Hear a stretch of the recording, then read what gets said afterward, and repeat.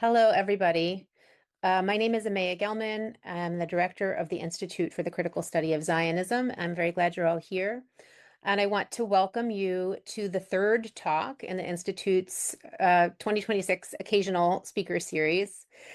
We are very excited to have with us Tom Six and Umayyah Cable, and I'll introduce them more completely in just a second. The Institute for the Critical Study of Zionism is a research and education institution that looks at Zionism as a power structure, both as a direct force of colonialism and genocide in Palestine, and as a transnational power structure conditioning our lives globally.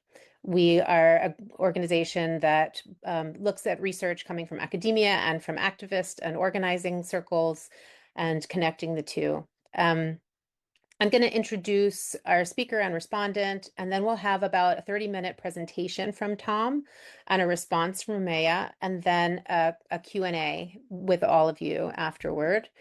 You're welcome to put questions in the chat at any time, and they'll be taken up in the Q&A. We have about an hour and 15 minutes in total. And just a reminder that you can find us online at criticalzionismstudies.org. And you should sign up for our mailing list there so you get announcements about events like this and our upcoming fellowships and our journal, which currently has a call for proposals out. And you should check out our podcast, Unpacking Zionism. All right, so to begin, Tom Six is a reader in politics and performance at the Royal Central School of Speech and Drama at the University of London. His research focuses on race and racism in culture, particularly in live and recorded performance, and the wider politics of cultural production. He's the author of Theater Studios, A Political History of Ensemble Theater Making from Routledge in 2021. And his writing has appeared in Contemporary Theater Review, the Journal of Contemporary Drama and English, Theory, Culture, and Society, and many other scholarly journals and collections. And most importantly, of course, Tom is a member of the Institute's Zionism and Race Working Group, and we're very excited to have him present his work here.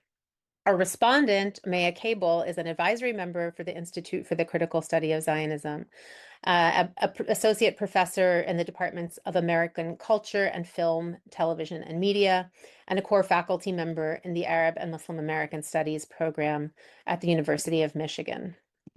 They are the author of Mainstreaming Palestine, Cinematic Activism and Solidarity Politics in the United States, which was published just last year. And they're currently working on a documentary film about queer Arab American experiences. Thank you so much to both of you for being here. Thanks to everyone for joining. And I will now get out of the way and let our folks take over. Thank you. Okay.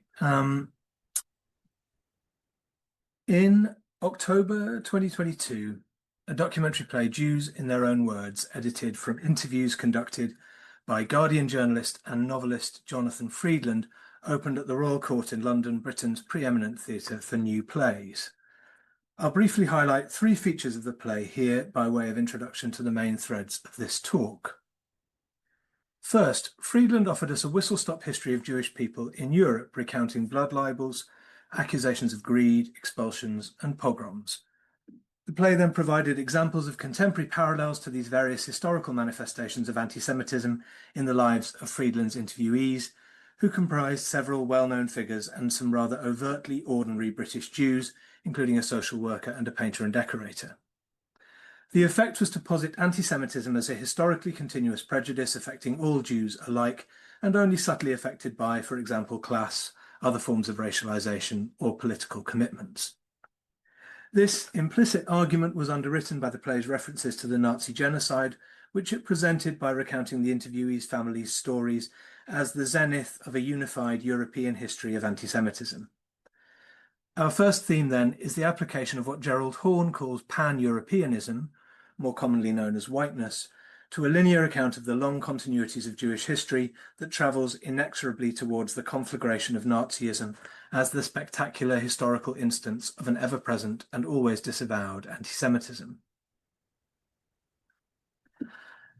Number two, this account of the endemic historical continuity of anti-Semitism in Europe served as a pretext for the second theme of the play I want to highlight here. It's structurally compulsory but frequently disavowed Zionism.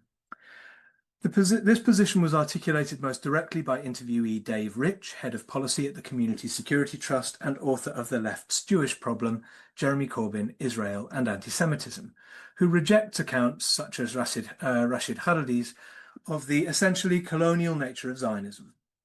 Rich proposes instead that, quote, Zionism was a genuine Jewish movement for freedom and a response to European anti-Semitism, a fundamentally liberal argument in which individual freedoms are secured by the institutions of a nation-state.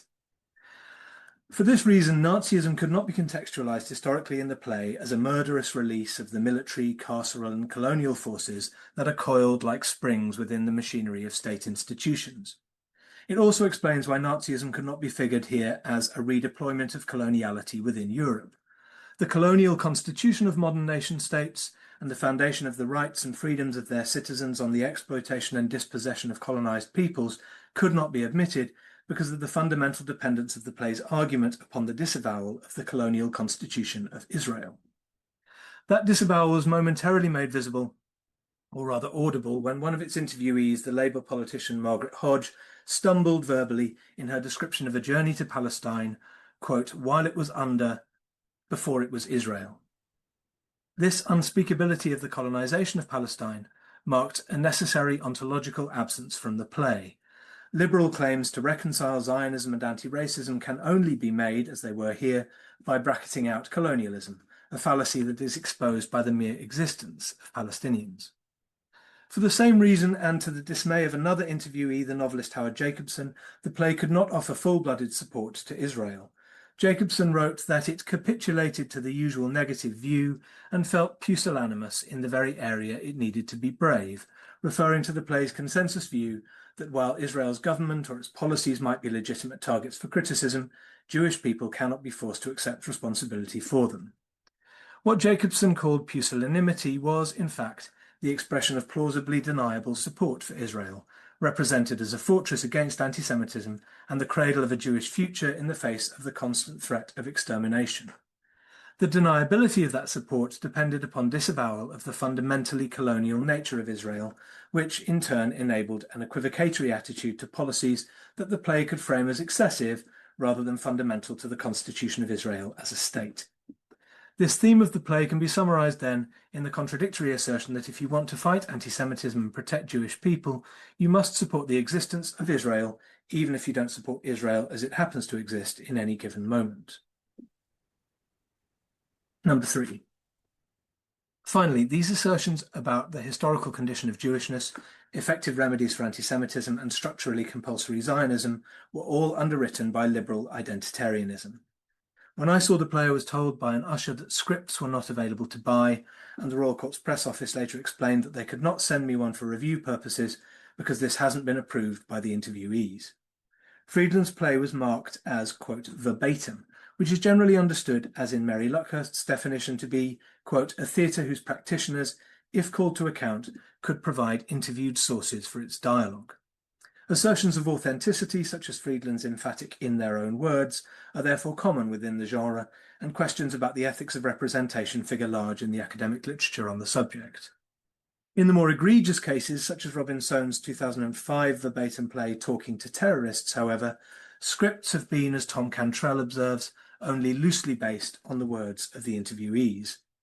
These are, however, only extreme versions of the mediations involved in all verbatim theatre production.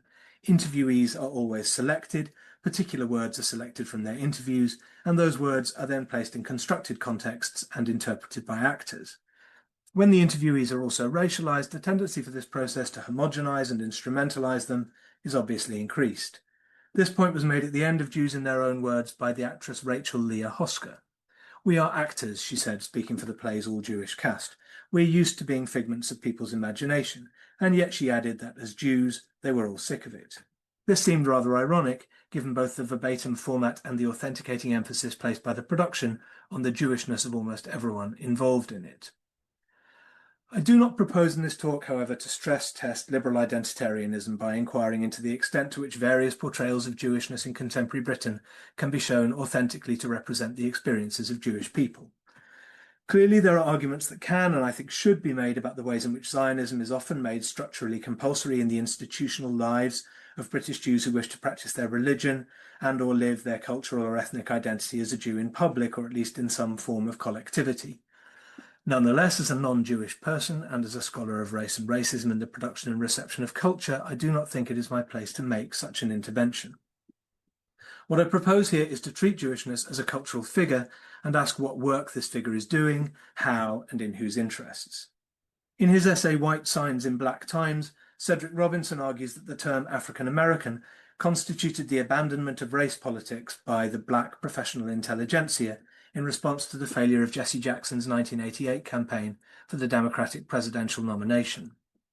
Once captive in the domain of the historical systems of the West, Robinson writes, it was not an issue of who we had been really or who we are really, but what we could be made to be. Likewise, my focus here is not on who Jews are really, but what Jewishness has been made to be in 21st century Britain.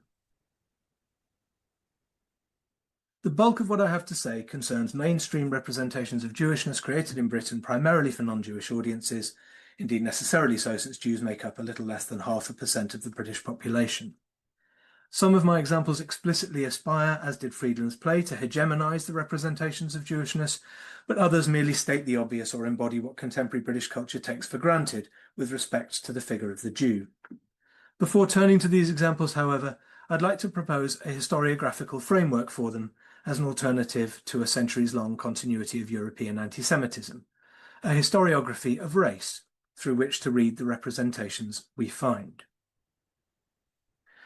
At its root, race is a technology of differentiation. It takes naturally and culturally occurring forms of difference and seeks to fix their meaning. This process is known as racialization. It is the engine of what Cedric Robinson termed racialism, the legitimation and corroboration of social organization as natural by reference to the racial components of its elements. Robinson argues that racialism was, quote, an enduring principle of European social order, citing examples including the racialization of Slavs and Tartars and of the Irish by their English colonizers. Geraldine Heng makes a similar argument about the figure of the Jew in medieval Europe, which, quote, functioned as the benchmark by which a variety of racial others were identified, measured, scaled, and assessed. Racialism, then, was a constitutive feature of social relations within the Christian Europe, whose colonial expansion, under the increasingly unifying sign of whiteness, or pan-Europeanism as Gerald Horne has it, would initiate modernity.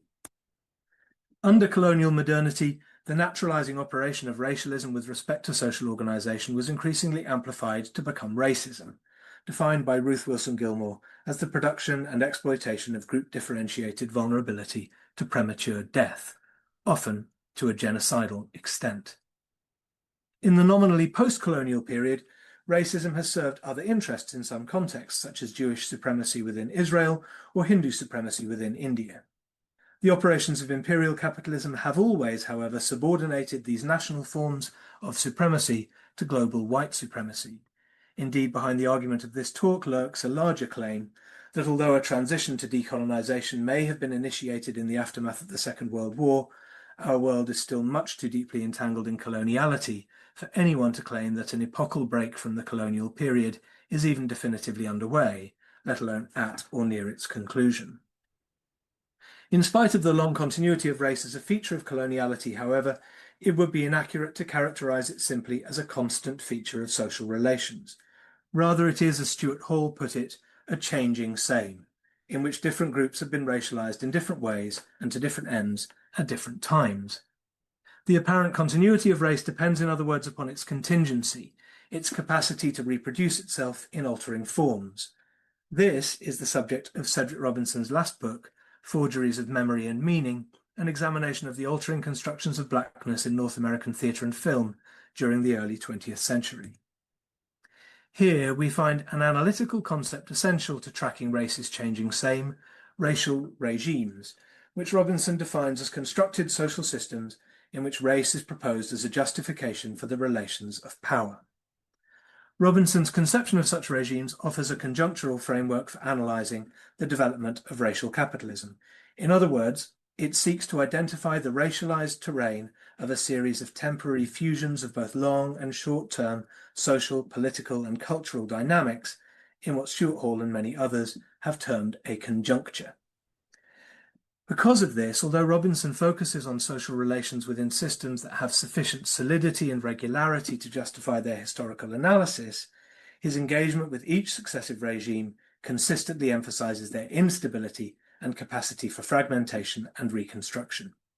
He therefore concentrates primarily on the chaotic production of successive racial regimes as, quote, unstable truth systems, or a makeshift patchwork stitched together from remnants of its predecessors and new cloth, masquerading as memory and the immutable.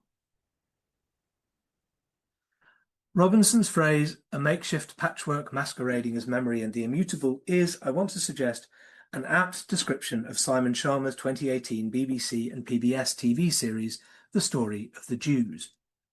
Sharma begins with the words, "This is a Jew, and so is this," over a montage of portraits whose diversity both courts and subverts expectation.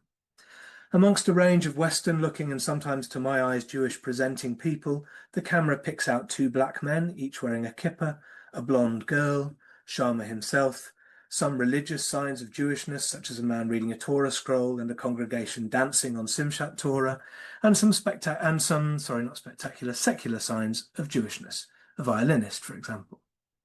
We also hear the ubiquitous assertion in Representations of Jewishness that we're a fiercely argumentative lot, here spoken over the image of a man with a gun holstered at his hip, holding a toddler with what look like the hills of the West Bank behind them. Extraordinary though it appears in isolation, this attempt to associate settler colonial violence with heated disagreement is a common tactic of normalization to which I will return. Sometimes the assertion of Jewish disputatiousness comes in the form it took in Friedland's play of the classic joke, "Ask two Jews, get three opinions." Almost invariably in my experience, however, this statement heralds a striking degree of unanimity, as it does in Sharma's documentary. What ties us together is a story, he claims, of suffering and resilience, endurance and creativity. We are our story. A makeshift patchwork masquerading as memory and the immutable. Indeed. Central to Sharma's story is the reference in the Haggadah, which we hear at his own family's Seder table, to those in every generation who rise up and would seek to destroy us. And here Sharma's story strikes a chord with, I think, every representation of Jewishness I considered in preparing this talk. Tom Stoppard's 2020 play Leopoldstadt begins flamboyantly in a dizzying representation of a Jewish family's Christmas party in 1899 Vienna. The play's final act returns to the same apartment in 1955 where Leo, who was Leopold but has become the anglicised Leonard, reveals that he survived Nazi genocide as a child by escaping to England where he was, quote, made British and became a successful writer. He reads the names from a family tree he has found and is told the fates of his relatives by the other two survivors, Jacob and Rosa. Like Stoppard himself, Leo has avoided a reckoning with his Jewishness and his family's near extermination by immersing himself in his acquired Englishness. Recent representations of Jewishness in Britain have frequently targeted this tendency by focusing on threats to Jewish life, particularly from English fascism. In 2023, the Royal Shakespeare Company produced Tracy Ann Oberman and Bridget Lama's adaptation of Shakespeare, Merchant of Venice 1936, in which a female Shylock, played by Oberman, is defeated in court by a Portia who resembles Diana Mitford, Oswald Mosley's wife, defending an aristocratic British fascist Antonio, against a background of rising anti-Semitic intimidation and violence. Incongruously in this context, Shylock and her neighbours defeat the fascists in an identitarian reimagining of Cable Street, shorn of left-wing politics. The iconography of Cable Street was also appropriated by Sarah Soleimani's 2021 TV drama Ridley Road, based on Joe Bloom's novel, which fictionalized the efforts of the anti-fascist 62 group to infiltrate Colin Jordan's National Socialist movement. Again, anti-fascism is distanced from leftist politics.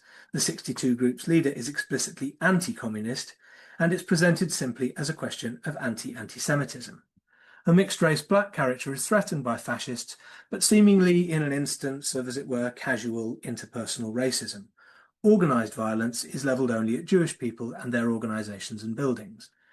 The race riots that targeted black and South Asian people in Dudley and elsewhere in the Midlands, Yorkshire and London in 1962 when there was a brief rise in migration immediately before the Commonwealth Immigrants Act tightened controls, are not even mentioned. Like Sharma's story, however, Stoppard's play and Obermann and Larmore's adaptation of Shakespeare, Soleimani's series is a tale of suffering and resilience, endurance and creativity, as we watch Vivian, an initially naive young Jewish woman, flee Manchester for London to escape an arranged marriage and join the object of her desire, who is the 62 Group's double agent within the National Socialist movement. Vivian does this partly thanks to the encouragement of her cousin Rosa, who was taken in by Vivian's parents when she fled Nazi Germany. "If you can learn one thing from me, Vivian, learn the right time to leave," she says, strangely equating the threat of the death camps with that of conformity in a Manchester suburb. But perhaps this shared emphasis on the emergence of a new danger with every generation is merely evidence that Sharma and Friedland are right. Jewishness is a long historical condition of endurance under threat. To establish whether or not there is a relationship between these representations and Britain's racial regime, we must return to the early 1990s, when the process described by Stuart Hall as multicultural drift was threatening to expose what Cedric Robinson calls the covering conceit of the previous Thatcherite racial regime for what it was. That is, an authoritarian deployment of criminal justice as the principal means of sustaining de facto racial segregation and dog-whistling to fascists, while offering small concessions to those members of the emergent black bourgeoisie who were willing to shed any sign of cultural difference and renounce any commitment to anti-racism or anti-imperialism. Then, the widely publicised racist murder of Stephen Lawrence in 1993 and the effective work of his family's campaign to expose the institutional racism of the Metropolitan Police's so-called investigation of it threatened to tear the fabric of the existing racial regime apart. As a consequence, the racial regime had to undergo a process that Alana Lentin calls, after Robinson, recalibration, which it did as part of a more general reconstruction of the hegemony of neoliberal capitalism. In the early years of Thatcherism, which had secured the neoliberal revolution in Britain, authoritarian social conservatism constituted a form of common sense that could accommodate institutionalized state racism, racist dog-whistling, and assertions of colourblind nationalism. But social conservatism was on the wane in the 90s. Financial deregulation had expanded private debt and, along with tax reductions, produced larger disposable incomes and a new common sense in which liberalised consumers and investors saw life as an opportunity to realise their ambitions, not remain in their allotted social place. The neoliberal emphasis on liberalised markets for individual economic actors also convinced many theorists that it was not, in fact, a racialised phenomenon at all. Instead, it came to be regarded, as Arun Kanani has observed, as incidentally racist, because of, for example, anachronistic attitudes, cultural distortions of market logics, or legacies of colonialism revived by resentment at the erosion of social protections, principally the protection of whiteness. These ideas are characteristic of what Nancy Fraser has termed the progressive neoliberal bloc, which, quote, combined an expropriative plutocratic economic programme with a liberal meritocratic politics of recognition, and was imported by Tony Blair's New Labour from Clintonite Democrats in the early 1990s. The dominant cultural tendency that emerged from this shift to a notionally socially progressive variant of a deeply regressive economic programme has become known as the Long 90s by some on the British left, a periodisation most comprehensively set out by Jeremy Gilbert. Beginning in about 1992 and lasting until the mid-2010s, the Long 90s were characterised by socio-cultural stasis and technological innovation. A narrow range of products that enshrined the cultural values of certain dominant class fractions, such as finance capital and the technology sector, were seemingly endlessly replayed, remade and remixed in new formats, on new devices and on new platforms. Television programmes like Friends and Sex and the City retained their cultural currency long after their initial production ceased and generated spin-offs even into the 2020s. Needless to say, the hegemonic cultural commodities that were endlessly played and replayed in this way, from Friends to Oasis, were hegemonically white. As Onamik Saha has argued, some racially minoritized artists initially benefited from their apparent alignment with the state and media project of presenting a seemingly radical vision of Britain in the 1990s that foregrounded multiculturalism and independent creativity. They also fell victim, however, to what Saha calls a new vision of diversity, which purports to facilitate inclusion, but expects minorities to perform their otherness in a way that conforms to the Eurocentric worldviews of white middle-class gatekeepers. Here, then, we have our first glimpse of congruence between the racial regime of the long white 90s and representations of Jewishness such as Sharma's, which perform otherness in precisely this white conforming way. Sharma's cultural landscape is predominantly pan-European, but the whiteness of the series is perhaps most visible when it encounters Europe's colonial others. These include an embroidery artist named Aviva, who traveled to Israel from the ancient Jewish community of Beta Israel in Ethiopia in 1982, in what Sharma describes as a, quote, perilous journey on foot to the promised land, escaping war, famine, and persecution. In reality, the migration of Beta Israeli people was substantially funded by the United States and partly planned by Mossad. It was driven by proxy wars in the region backed by the United States and the Soviet Union, and by an attempt racially to diversify Israel to counteract the damage done amongst its liberal American supporters by the UN's 1975 adoption of a resolution determining that, quote, Zionism is a form of racism. It may have even represented an attempt to supply a surplus racially minoritized population for new settlements. In any case, as Kerry Smith observes, quote, there was nothing humanitarian in the selective help that ultimately consisted of transporting the Ethiopians to a foreign land where they have suffered religious and racial discrimination, become second or even third-class citizens, and where the cultural heritage that was supposed to be preserved has been undermined and eroded.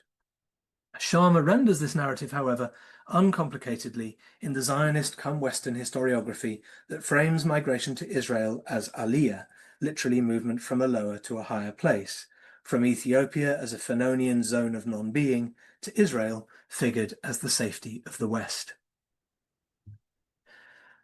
Sharma's structural Zionism is wholly aligned with the geopolitics of long 90s whiteness, which was committed from the moment of the Oslo Accords in 1993 to normalization as the primary means of securing Israel as a settler colony by two strategies: the management by co-optation and eradication by gradual displacement of Palestinians.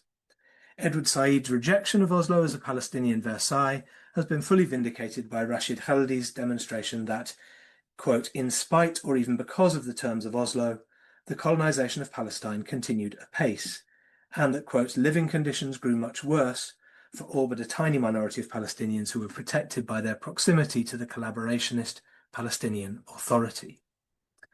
This pattern of supposedly liberalizing reforms being gradually exposed as both a cover for and a means of reproducing racial rule is a core contradiction of the long 90s that was placed under increasing stress as their imperial interests were exposed by the war on terror and seemingly ever more pervasive and violent practices of bordering.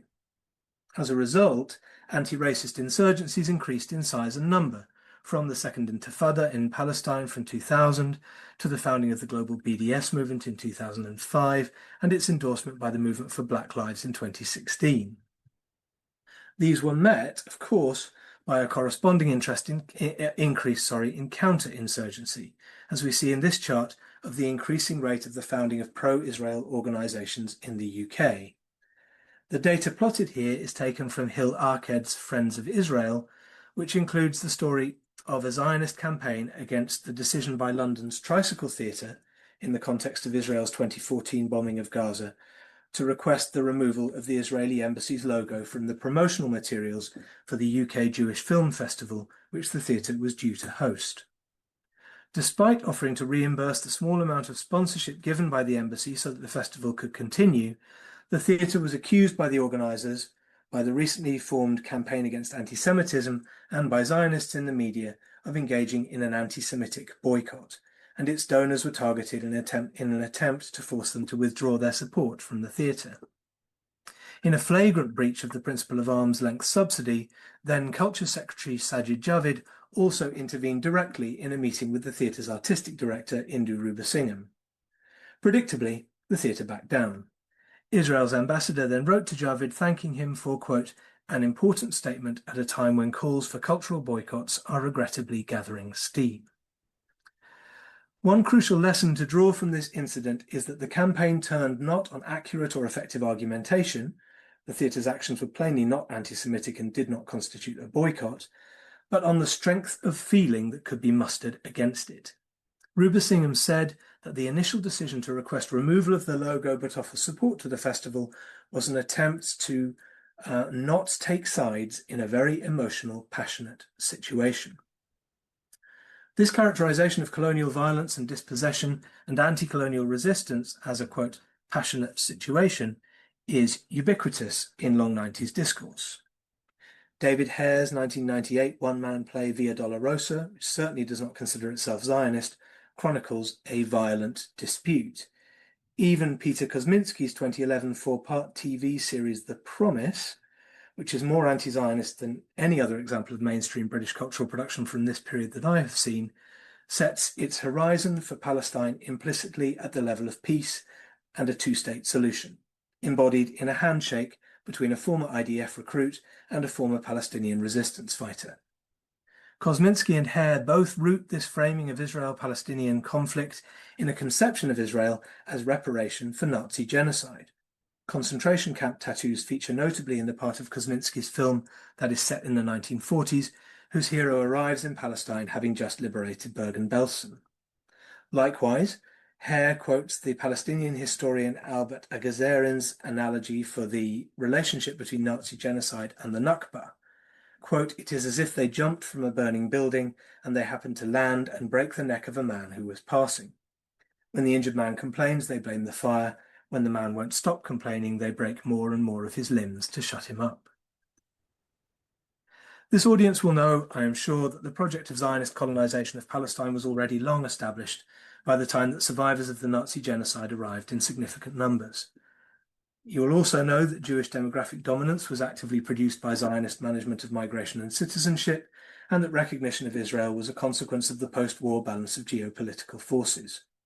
The association of Israel with the Holocaust served then and now a principally discursive function for Zionism as the horrifying existential threat that can only be redeemed by the promise of land. And it is these two terms, existence and land, that all of the representations of Jewishness that I have discussed have sought to articulate together. Umayyah Cable has defined compulsory Zionism as a hegemonic discourse of unwavering support for Israel and unwillingness to critique Zionism, and therefore as a racial project insofar as it works to reorganize and redistribute political solidarities along racial and ethnic lines. My examples contribute to this Gramscian analysis by showing that unwavering support can be constituted by relatively passive forms of consent. And since those forms of consent tend to take the form of acquiescence to structural conditions, critique can often be accommodated by hegemony without any serious threat. The hegemonic discourse I've analysed here is predominantly a form of structurally compulsory Zionism, by which it has been made impossible to represent Jewishness without endorsing Zionism, whether tacitly or explicitly, wholeheartedly, or simply by default. What my examples substantiate, then, is the representational process whereby, as Alana Lentin writes, Jews themselves become a proxy for the Western subject, Homo Europaeus, in need of saving from the marauding other. That marauding other is given a striking visual form in Sharma's documentary The Roads to Auschwitz, which begins as he prepares to visit the camp for the first time to meet the monster, as he says. The documentary then represents genocide as what look like bloodstains or ink blots threatening to obscure maps of Europe. Revealingly, these maps also resemble the Dutt maps created for the Nazi occupation in Amsterdam to locate the city's Jewish population. Sharma describes these maps as deeply scary, but he has nothing to say about their genealogy in the imperial and apartheid regimes from whom the Nazis developed their infrastructure of genocide. Rather, they are presented as a monstrous perversion of the machinery of modern and colonial states. The same can be said of the 2016 film Denial, which dramatizes the Holocaust denier David Irving suing the American historian Deborah Lipstadt for libel. Like most legal dramas, however, this is not really a film about its subject at all, but a celebration of the institution of the law and of what Lipstadt calls her great lawyers. She is associated in the film with the statue of Boadicea and her daughters near the Palace of Westminster in London, at which she gazes admiringly after her victory. We do not need to know either that the statue was intended as an image of Queen Victoria when it was begun in 1856 at the height of British imperial expansion, or that Lipstadt served under Joe Biden as United States Special Envoy for monitoring and combating anti-Semitism, to recognize this as an image of the law as a vehicle for Western imperial feminism. Ridley Road also concludes with an assertion of the imperial nation-state as a bulwark against anti-Semitism, as the series' hero and heroine are reunited on board a plane bound for Israel, beyond the reach of fascist reprisals, and leaving Vivian's Jewish family on the tarmac under the protection of British anti-Semitism. Another existential threat resolved, this time by two promised lands. I'd like to end, though, back with Sharma's story of the Jews and his representation of the Dead Sea Scrolls. Examining these 2,000-year-old fragments, Pnina Shaw, head of the Israel Antiquities Authority, says that, quote, "What really excites us is that any sixth grader who learns to read can come and read this." There is no mention of the scrolls that are not in Hebrew, of the fact that they were acquired by Israel through the annexation of part of the West Bank in the 1967 war, and through the illegal occupation of East Jerusalem, and that Hebrew is learned by sixth graders because of the settler colonial construction of Israel as an ethno-state. Nadia Abu el-Hajj has shown that archaeology has played a crucial role in the Zionist entity. Archaeologists have illegally removed artifacts of Palestinian and Arab history from occupied sites, sometimes for the purposes of study and display, and sometimes for destruction. And archaeological research has been used as a pretext for the expropriation and settlement of Palestinian land. Overwhelmingly, it functions to bind together Jewish existence and the territory of Israel. As I said at the outset, however, none of this is really about Jews at all. The articulation of existence with the commodified form of the earth, land, colonized or otherwise accumulated for the purposes of capital, is deeply encoded in Western modernity. The function of these representations of Jewishness to promise land is merely another iteration of what Aileen Morton Robinson calls the episteme of Western culture, which has made manifest the existence of order functioning through the logic of possession. If we are to begin the work of disentangling the figure of Jewishness from Eurocentrism, whiteness, and compulsory Zionism, then, we can only succeed by disarticulating the conjunction of promise and land. This will require both a fundamental reconception of the earth outside of the frameworks of its possession as territory or its abstraction as land, and more fundamentally, it will require the disarticulation of existence from ownership. Thank you very much.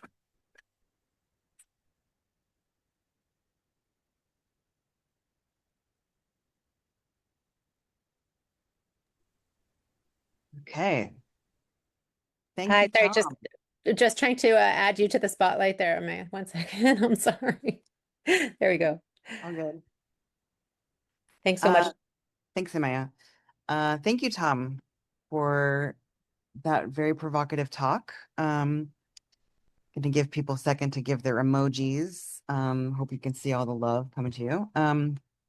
So I'm really interested in this idea. You open your talk with this title of the play, Jews in Their Own Words. And I'm going to be approaching my comments from the perspective of cinema and media studies primarily. And just going to go through a little bit about my understanding of how I approached compulsory Zionism and kind of close with some questions about the different context of compulsory Zionism that you're looking at. So in my own work, I've looked primarily at how Palestinian existence and liberation politics in the context of the United States has undergone this process of being taboo and unspeakable, and then gradually incorporated into like the liberal multicultural drift, as it were, and is now undergoing a process of what I'm calling normalization, which is not at all separate from the other concept way that we understand normalization, right, in terms of Israel. But thinking about normalization and mainstreaming in particular, this is the concept that I'm using in my book to think about the defanging of certain cultural politics from their radical origins or their left-leaning origins, as it were. So in my work, I look primarily at how Zionism is enforced both tacitly and in disciplinary ways through censorship and censure, and a kind of tightly controlled discourse on Palestine and the erasure of Palestinian existence in the context of the United States, in the service largely of upholding U.S. empire. And so this shift that I track in my book is looking primarily at this shift from taboo to normalization. And in one way I understand that is through this concept of branding, which I'm taking a la Sarah Benet Weiser's work on authenticity and branding. And in that sense, compulsory Zionism and on the one hand, and Palestinian subjectivity, identity, representation on the other hand, both kind of exist as a brand, both in terms of a product and as in terms of consumers of that product.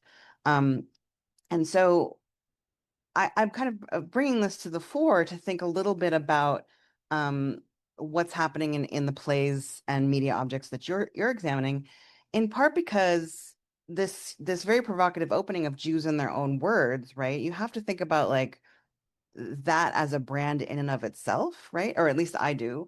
And so I was wondering if you could speak a little bit about, well, before I get into my question, one way that I understand this brand of compulsory Zionism in particular is in terms of anti-Palestinian racism.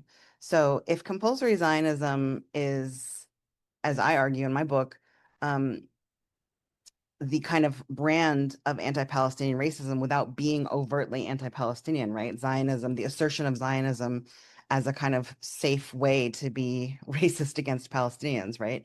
And if that is operating now in terms of representations of Jewish identity and Jewish history in the British context, what then does it say about the way that Jewishness as a brand is being kind of, for lack of a better word, marketed in the British context? I mean, I understand it in the United States context to be in particular about upholding American empire, but I think you might have some more insights into what work that is doing in the British context, right? And I think that you did sort of answer that a little bit in your talk, but I guess that my question is, who is this branding for? If like new British Jewish identity and history that is being promulgated through these texts is doing so in like in a particularly compulsory Zionist manner, who is that compulsory Zionism for? Is it for Jewish people in Britain? Is it for Jewish people in Israel? Or is it for non-Jewish people and or other people and or entities and institutions? So I would love to hear your thoughts a little bit about who this Jews in our own voice kind of branding is for. And yeah, I think I'll leave it at that. And then if there's a lull, I have more questions and then we can open it up. Sure, thank you. Well, okay, so I mean, I can answer the question in very simple terms by saying it's definitely not for Jews. I mean, this is not being this kind of the brand is in fact kind of very, very often sort of has had a lot signifiers of Jewishness. Sorry, I just need to move a cat. Kind of removed from it. In fact, I was going to show an image of the end of The Promise, where this British non-Jewish character who's been to Israel and stayed with this family in Tel Aviv, and actually finally goes to Gaza. She returns to this family in Tel Aviv before she flies back home again, and she says goodbye to them, standing in the doorway, looking into their kind of dining room. And she says, thank you, I've learned a lot. And we're looking kind of over her shoulder at this dining table. And there's not a signifier of Jewishness in sight. You know, there is it is there's a cafetiere. There's kind of there's a sort of extremely marketable view into the garden through the glass doors. It's like a kind of property program.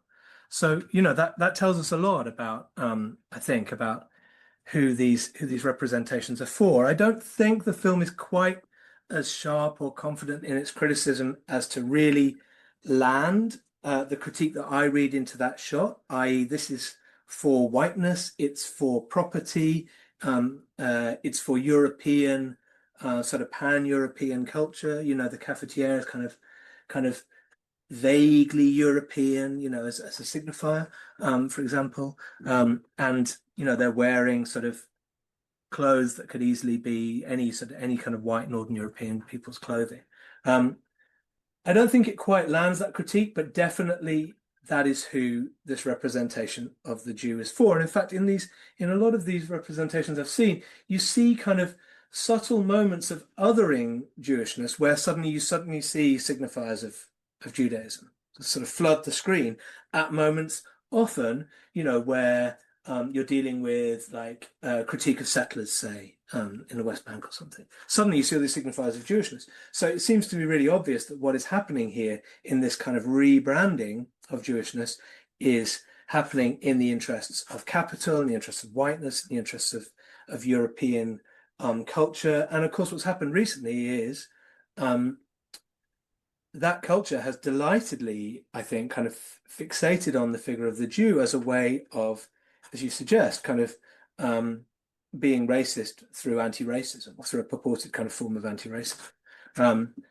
Obviously, there is some kind of national pride and commitment to the nation also being worked out through these representations. We're frequently represented as the lone bulwark against fascism in the Second World War. None of these, none of the kind of historical representations have anything to say about the role of the Soviet Union in actually defeating Nazism.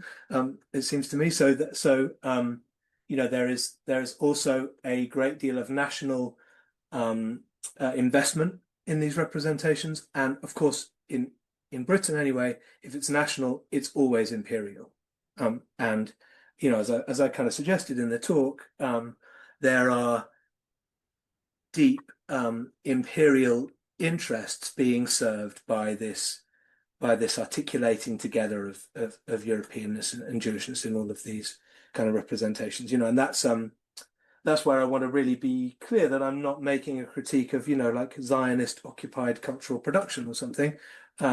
This is a working through of sustaining imperial interests in a time of kind of hegemonic liberal anti-racism, and in a time where imperial power is on the wane, as it seems to me. Yeah, thank you. We've got a couple questions in the chat. The first is from Umayyah, for both of us. Says, we are now accustomed to seeing how film and TV imagery of the Arab positions people, culture, and freedom as terrorists. Can you talk more about the use of the imagery of the Jew as the object of terror that's a proxy for the white Western state and that calls for the brutal state violence of national defense, anti-terror, and domination of all spaces beyond the West? Tom gestured to this equation. Would love to hear from both of you. Do you want to start, or you want me to? I was going to say that. You go first. You go first. Sure. Well, I always think about this interesting little switch that happens before and after World War II. Whereas previously, if you look at, no one has really written about this. It's kind of like something that's been, I just have noticed it. It's a kind of an empirical observation, and maybe it's an article forming. I don't know. But if you look at news headlines, especially in Britain prior to World War II, and then during World War II, but especially in the interwar period, the word terrorist is most often used in reference to Jewish extremist groups in Palestine.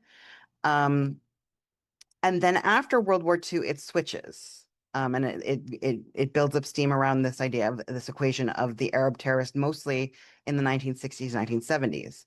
So there's a very distinct kind of flip-flop that happens there in terms of who counts as a terrorist before and after certain events and formations. So that's my 2 cents on it, and is the thinking about the convenience of who is considered a terrorist at what time, depending on the empire's colonial happenings, right? Like after World War I and in the interwar period, Britain controlling Palestine. So there's going to be certain kinds of terrorist figures, and Jewish extremist groups were one of them, and they were kind of indeed the primary one of them in that period. And then after, the creation of the State of Israel, which I understand to be American support and British support being a kind of deflection of American and British anti-Semitism that informed immigration policy in particular, in context of the United States. So gung-ho U.S. support for Israel is in part a way to deflect from anti-Semitic U.S. immigration policies during and immediately after World War II. So of course there's an opening, there's a new terrorist, there's an opening for someone else to become the terrorist figure. So naturally, the Palestinian kind of takes on that role, because the figure of the Jew at that point is necessary for the recuperation and deflection of imperial anti-Semitism. Just my thoughts on it, but Yeah, definitely. And like if you look at the kind of things I was looking at, it was really striking that in Kosminski's films, The Promise is the only place where you saw that representation of Jews as terrorists, right? So you see the King David Hotel bombing. You see these kind of Zionist militias, and they are completely absent from the kind of cultural field that I was looking at otherwise, other than in that film. The other thing, I guess, though, is that in some ways, there's such weird kind of inversions going on, because like in Sharma's representation of Nazi genocide, it is kind of narrated as a sort of series of terror attacks, often. Not always, obviously, partly there are kind of bureaucratic mechanisms sort of mentioned, but actually I'd have to check sort of the number of minutes in the film given to it, but it feels to me like a lot of it is about kind of describing these spontaneous kind of paramilitary or even kind of disorganized attacks, kind of spreading across Eastern Europe in the early phase of the genocide. And so it is kind of figured in this sort of as terrorism. And we get this really, like, to my mind, quite lurid, focusing on these extremely violent images from the archive that the camera kind of zooms in a similar way to, the ways in which we see terrorist attacks, quote unquote, presented in the media today. So there is this really strange idea that, like, that's why I referred to it as an image of the kind of marauding other, because it's like, oddly, the Nazi gets figured as kind of almost as a terrorist in that way. And then actually, of course, what happens in Germany after the war is one of the ways in which Germany manages to kind of recuperate itself is by figuring itself as a victim of Nazism as well. So, quote unquote ordinary Germans, or even, quote unquote ordinary German soldiers get framed as victims of Nazism. In order to kind of enable the state to pick itself back up, and frankly, to allow a lot of people who worked in the Nazi state to carry on working in the post-war German state and carry on, a lot of that kind of machinery. Then, of course, as you say, we get this flip to the figure of the Arab terrorist, after that time. So. Yeah, I think that's probably what I have to say on that. And obviously, the abiding context of that and the things that I was looking at is the war on terror, obviously. So, that as a kind of you can see the way that that logic is worked through historically from, the 1930s, 1940s, and into this century.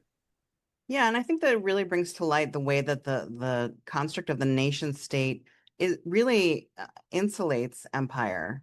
Because when it comes to, like, let's say an attack on the United States or an attack on Britain, oh, that's a terrorist attack, and we have the right to defend ourselves as the nation, right? And yet the quote unquote other does not have the right to defend itself in the wake of attacks from the empire, right? So yeah, I think that you do mention, like, the way that liberalism is operating here, and I think that that's certainly a component. And actually today, in Britain, or maybe it was yesterday, but very recently, the government has prescribed the Iranian Revolutionary Guard Corps as a terrorist organization, or a, like, sort of something similar to a terrorist organization, right? So yeah, you can see that I mean, it's just kind of like, I mean, they've fastened onto this strategy of prescribing people as terrorists, but prescribing states as terrorists is kind of extraordinary, bizarre strategy, but that's what's happening. Yeah. So there's a lot of questions in the chat. I'm gonna to get through them. One is a set from Rachel V. I can't see the last name. Also, a lot of the work in Jews in their own voices or own words is to try to direct Jewish people back towards the center right in a UK political context. Friedland would say this play was inextricable from the Corbyn years. I guess that's a comment, more of a comment than a question, but if you want to respond. Yeah, I mean, there's one. I guess one aspect to that which I didn't sort of cover was actually Friedland explicitly said, I've like excluded the voices of anti-Zionist Jews from this narrative because they've been so prevalent in the media. So he actually kind of explicitly said that this is an instrument of pushback. So yeah, it's absolutely a way of articulating Jewish people through a kind of identitarian mechanism into a more right-wing political position, sort of, I don't know, centrist, center-right, whatever, anti-left anyway. Yeah, and I think that's a good entry to this next comment, which is, it's interesting from Penny. It's interesting what you say about the absence of depictions of Jewishness as being the absence of religious Jewish clothing, objects, etc. In Israel, there is at once a Jewish religious extremist group's presence and a real anti-religious rage, and Israeli muscular Judaism is deeply against religiosity. There is massive rage against religious people who don't serve in the army, for example. One of the key features of being a Jew is that it isn't a religious identity per se, but an ethnicity stamp on the soul/identity. That's a comment again. Yeah, I mean, it's really interesting. I totally have to defer to Penny. I mean, I guess what I would say is that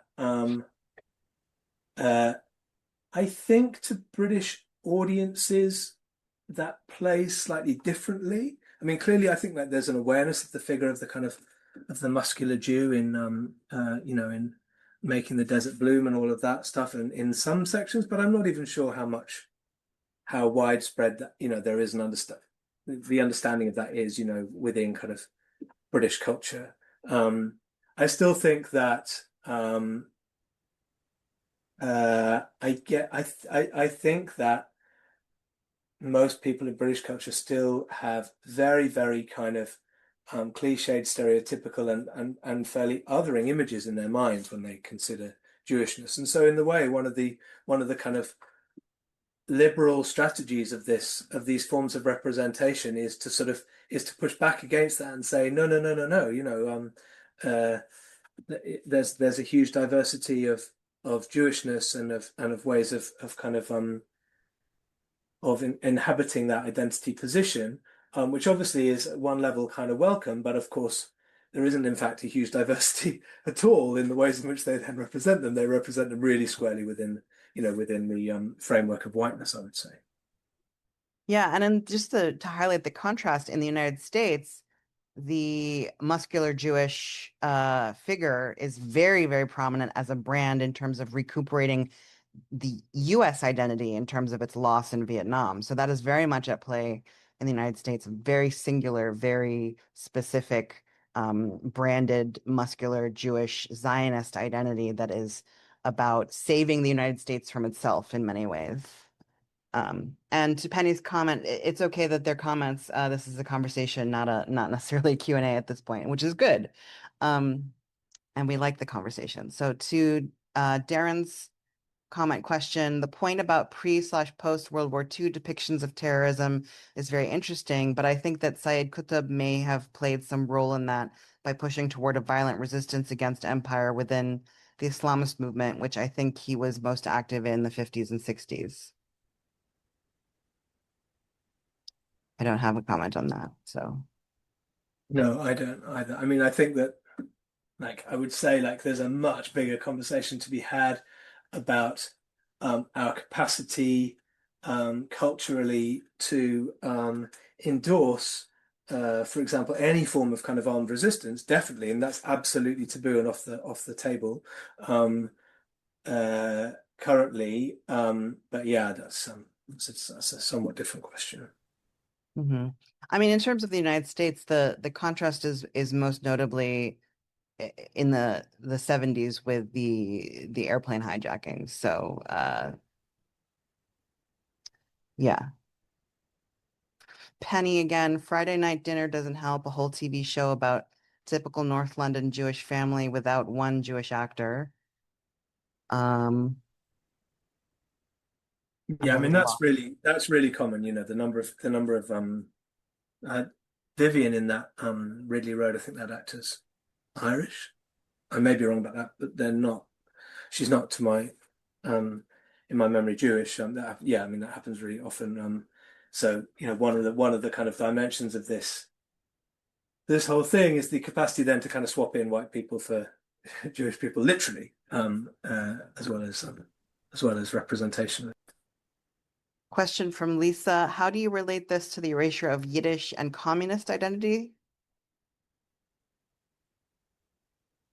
Well, I mean, you know, one of the kind of absolutely fundamental tenets of the kind of systems of the West that I've been looking at is anti-communism. Like very, very, it's deeply inscribed in all of these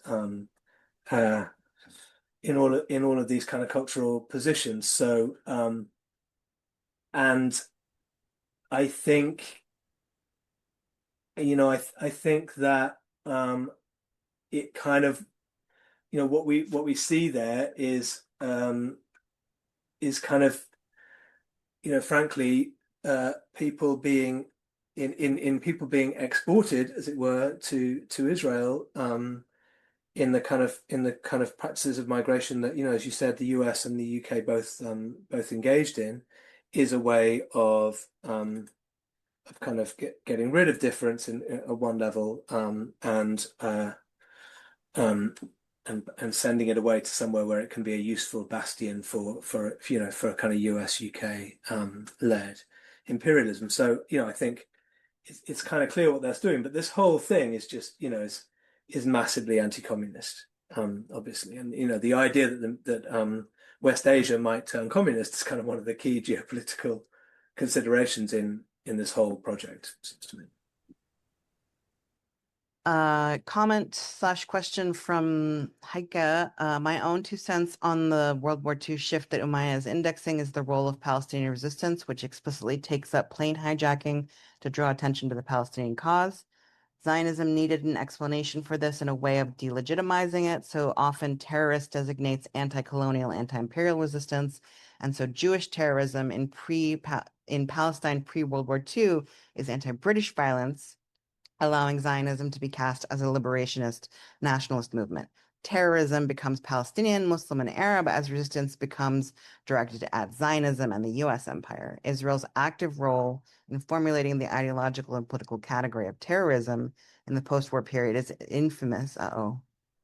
It just jumped. Is infamous and well known. Thank you, Heike. You should be a respondent here too. Tom. Yeah, I mean that's very convincing to me. And definitely like yeah, even in that example that I said of, the kind of Zionist gangs being represented in the Promise, um, they are they are clearly represented as freedom fighters who, you know, who do some questionable things. It's not kind of fundamental to their identity in the way that we see the terrorist figures now. Absolutely not. And they are not kind of figured as fundamentalist at all in the way that Islamist quote unquote terrorists are, so it's seen as a kind of as a question of strategy and tactics and what is ethically acceptable, in the context of trying to liberate yourselves as a nation. Definitely not, yeah, not as what we now would call terrorism. Penny has another comment, which is in terms of, I guess, the casting of the show. They literally chose people with big noses as actors, lulz, which is a whole other conversation. And that kind of, Penny, just jumping off of that, I think I have a question to add here, which is Tom, at one point you mentioned, I forget which production it was that has the all Jewish cast, and how one of the actors mentioned resenting that. Yeah, maybe if you want to speak a little bit to this, um, the way that the casting operates and the way that these kinds of things, kind of the way that the cookie crumbles. And in terms of my work, I look at film festivals and Palestine themed film festivals and some of the resentment that has built up with organizers feeling, and this is the word that some organizers used, this kind of ghettoization of Palestinian cinema or Palestine solidarity cinema into the space of the festival. And I was wondering if you could speak to that too, especially in the context of like an all Jewish play in the context of Britain, right? And obviously the word ghetto is very charged here. Yeah, it was I mean that specific example, which was Jews in their own words, was very peculiar because the artistic director of the theatre, she's no longer the artistic director, but was then. She's not Jewish. She was involved as a kind of co-director, which felt like this very kind of oddly, like, or at least appeared from the outside to be an oddly kind of paternalistic move, given that everybody else involved in the production seemingly was Jewish. So that seemed like a very strange decision. I think probably it was in reality was the fact that Jonathan Friedland is a journalist and a novelist, not a playwright, and so there probably were reasons to employ a more experienced director, but it didn't come across like that. It was because the whole thing was framed in this extremely kind of liberal identitarian way, it came across as as a kind of racially paternalistic kind of move. I thought, and I thought it was a really kind of, to be honest, a kind of problematic case of special pleading to script one of the actors saying that script within the play, one of the actors saying, we're sick of being figments of people's imagination, simply because, the strategy was so rooted in this kind of identitarian position, that, that really whatever the play put forward was being endorsed by the identity positions of the people making it, the people performing it, and so on. But this is this is just a kind of universal constant, I would say, of cultural production, definitely in Britain at the moment, that there are all of these kind of liberal identitarian assumptions going on. I just in fact, I just got a peer review of an article in which I critiqued a play, and in terms, I mean, it's not the detail isn't important, but one of the reviewers' comments was something like, "Well, this has to be nuanced because this playwright is black," and I felt like going, "Well, like, why?" I mean, like, that's really weird. The way in which you would nuance that would be to sort of charge that person with some kind of with some sort of racism in some way, and say, oh, it's somehow significant that they're black and also doing this thing which is at some level racist. Like, I think that's a kind of peculiar place where we've got to in this sort of commitment to this very sort of surface level conception of identitarianism, which obviously also another manifestation of that is one of the things, is what Penny says about choosing actors with big noses, because actually it's an incredibly superficial sort of endorsing move to be making, it seems to me. Does that address that? Yeah. Joshua has a question. Tom, do you think it's perhaps worth at least mentioning rare earth metal? Do you think that's relevant context for Jews in their own words? Yeah, I mean that definitely that was the context. So there was a production that was on a couple of years, maybe 3 years before, I think two anyway, which had at its center a kind of just an old school anti-Semitic stereotype. And there were complaints made about it, and the theatre sort of fluffed its response, and it said that they'd sort of consulted with people about this and it hadn't come up, and then it turned out that that wasn't quite true. And they really were kind of caught on the hook in terms of like they'd done something which they had knowingly or not endorsed this kind of anti-Semitic stereotype, and they were caught because of it. But I think probably, I mean, I don't want to in any way contest that was anti-Semitic, it just was. But the more important context might be the much earlier play, Seven Jewish Children by Carol Churchill, which was on at the same theatre, explicitly as a kind of a piece of a protest against. I can't remember whether it was Operation Cast Lead or another of Israel's attacks on Gaza, but one of those series of attacks on Gaza that happened in the early part of this century, and that play, a kind of ultimately, although its intentions were absolutely explicitly kind of pro-Palestinian and anti-Zionist, the fact that it's called Seven Jewish Children and has these kind of scenes of secretively trying to excuse violence that seem to sort of always kind of flirt with recalling blood libels and so on, was, I think, was also anti-Semitic. I think probably kind of unconsciously and unfortunately, and also in some ways powerfully anti-Zionist. But I think that was the kind of main controversial moment that some people had definitely been waiting to get some redress for, specifically with the Royal Court. And so I think there's definitely an element of opportunism in terms of attacking rare earth metal when it came up. That said, obviously, I think both of those two things were anti-Semitic, and the ongoing kind of existence of anti-Semitism within British culture is also an important context for what we're discussing here. But like I've kind of intimated in my talk, really these representations do nothing I can see to kind of help us to understand that really any better or do anything about it. We are at 12:20. So I think we're kind of butting up on our time here. Any final Josh questions? corrected me. It was much sooner. They were much closer together than I remembered. Thank you. Thank you, Josh. 2 months, apparently, according to the chat. Sorry, man. Lisa, oh no, Lisa's got well, so you have Joshua's comment, and then Lisa has a second comment.